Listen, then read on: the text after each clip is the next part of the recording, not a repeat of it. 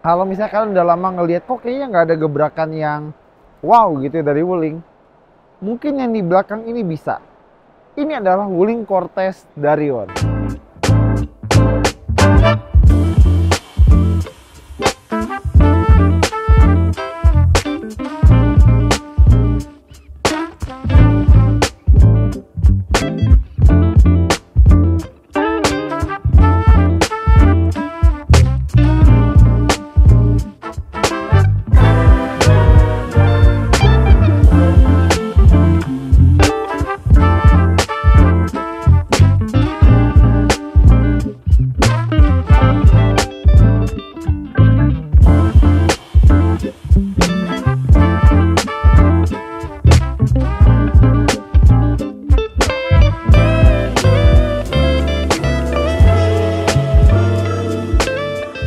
Ya, kalau misalnya kalian ingat MPV Wuling, kan ada Convero, ada Cortez, dan di belakang kita nambah lagi Wuling Cortez Darion.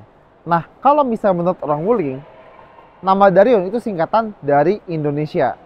Nah, kalau di Cina, mobil ini udah launching tanggal 22 Juni kemarin, dan sekarang bulan Juli, akhir Juli, udah sampai ke Indonesia. Cepat juga ya. Nah, kalau di kampung halamannya, dia namanya Wuling Xingguang 730. Ya, jadi ini sebenarnya mobil dari China, tapi dibawa ke sini buat ngisi segmen mobil keluarga yang lebih atas lagi daripada Cortez yang biasa. Nah, kalau di Gias ini kita bisa lihat yang belakang ini yang nggak ada grillnya, yang mukanya rata ini varian EV atau mobil listrik murni. Tapi yang di sebelah sana yang ada grillnya itu varian plug-in hybrid. Ya, dia ada beberapa pilihan mesin. Ada yang listrik murni, ada yang plug-in hybrid, dan ada yang mesin bakar aja. Tapi katanya buat Indonesia kita dapat yang mobil listrik murni dan dapat juga yang plug-in hybrid kayak di situ. Terus kalau misalnya disuruh bayangin gimana kira-kira ukuran mobil ini, gini aja. Mobil ini punya panjang sekitar 4,9 meter dan wheelbase-nya jarak roda belakang sama roda depan itu sekitar 2,9 meter. Kelihatan sih emang gede ya. Lampu depan proyektor baik yang plug-in hybrid maupun yang listrik, dan kalau misalnya lihat di depan sama spionnya itu dia ada kamera, jadi dia punya kamera 360 derajat. Peleknya 17 inci depan belakang, dan di bagian atas dia ada sunroof. Bukan panoramic roof ya, dan juga bukan panoramic sunroof, cuma sunroof aja, jadi cuma di baris depan doang. Nah, kalau urusan berat, mobil ini kira-kira beratnya sekitar 1,7 atau 1,8 ton. Untuk sekarang kita nggak bisa masuk ke dalam, ngeliat interior kayak gimana, tapi yang ini dia dibuka, jadi kita bisa lihat tipis-tipis ada apa aja.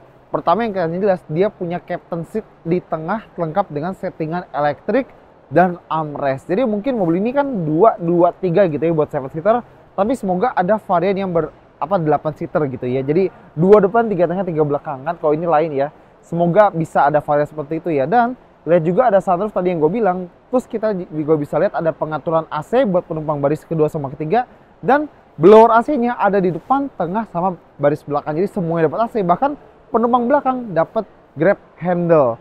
Terus kalau dari gambar interior, dia pakai layar baru dan setir yang kira-kira desainnya mirip sama beberapa mobil listrik Wuling kayak REV, Bingo EV, dan Cloud EV. Dan kita bicara hal-hal yang baru dulu. Pertama, kalau dari mukanya, kayaknya ini bakal jadi identitas visual Wuling-Wuling baru ke depannya, terutama yang ukurannya gede. Karena muka ini nggak cuma ada di MPV Wuling Cortez Darion ini, tapi ada juga di beberapa SUV Wuling atau SAIC Motors yang lain. Kedua, lihat bumper udaranya ada lubang udara yang beneran bolong.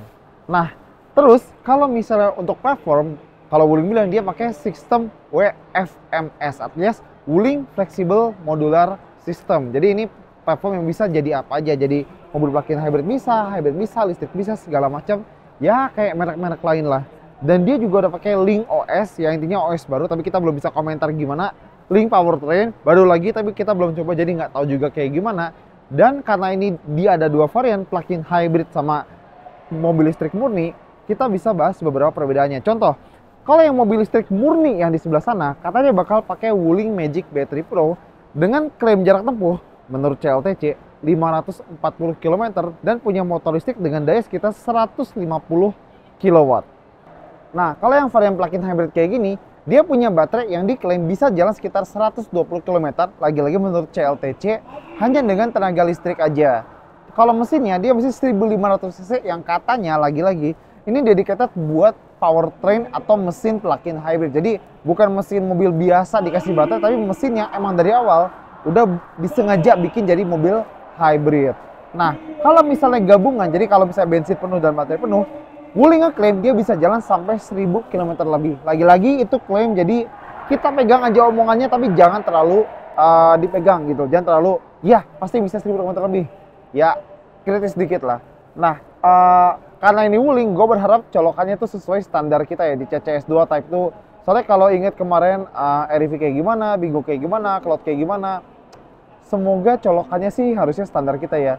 Oke, jadi sementara itu aja yang kita bisa bahas soal si Wuling Cortex Darion ini. Tinggal kapan launching dan berapa harganya.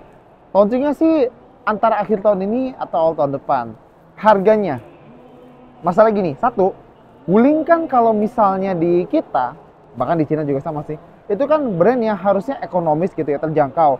Makanya kalau misalnya Wuling dijual dengan harga di atas 400 juta, kita sih ngerasa nggak bakal ada potensi buat dia jadi kacang goreng laris manis gitu ya. Jadi harganya emang harus pas banget, nggak boleh terlalu mahal, tapi juga harus ada di atas kontes yang biasanya. Kedua, harus ada jaminan harga buat konsumen. Kenapa gue bilang gini? Ingat zaman sekarang perang harga. Cherry Omoda C5 kemarin facelift malah harga turun. MG4 700 juta waktu impor, sekarang 299. Terus apalagi Wuling Mingo juga harganya juga turun. Macam-macam lah. Kalau misalnya makin hari harga makin turun, bagus. Kita juga bisa jadi nikmatin mobil dengan harga yang lebih masuk akal. Cuma kalau misalnya yang beli duluan, kasihan. Bayangin lu baru keluar misalnya 500 juta buat beli mobil. Besok ada harga baru 400. Sayang nggak tuh keluar 100 juta lebih mahal buat mobil yang sama.